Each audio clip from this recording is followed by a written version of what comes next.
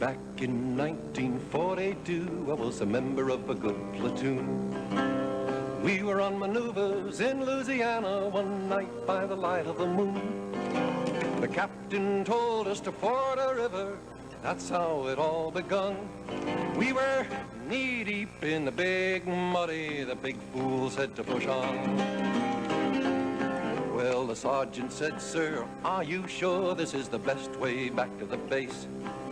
"Sergeant, go on, I forded this river about a mile above this place. It'll be a little soggy, but just keep slogging, we'll soon be on dry ground."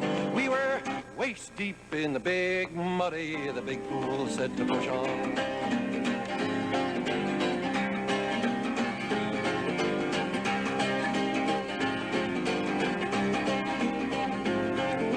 Sergeant said, "Sir, with all this equipment, no man will be able to swim."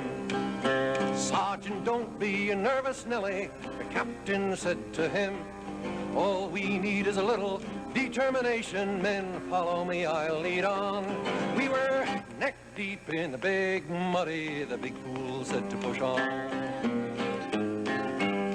All at once the moon clouded over, we heard a gurgling cry. A few seconds later, the captain's helmet was all that floated by. The sergeant said, "Turn around, men, I'm in charge from now on." And we just made it out of the big muddy with the captain dead and gone. We stripped and dived and found his body stuck in the old quicksand. I guess he didn't know that the water was deeper than the place he'd once before been. Another stream had joined the big muddy about a half-mile from where he'd gone. We were lucky to escape from the big muddy when the big fool said to push on.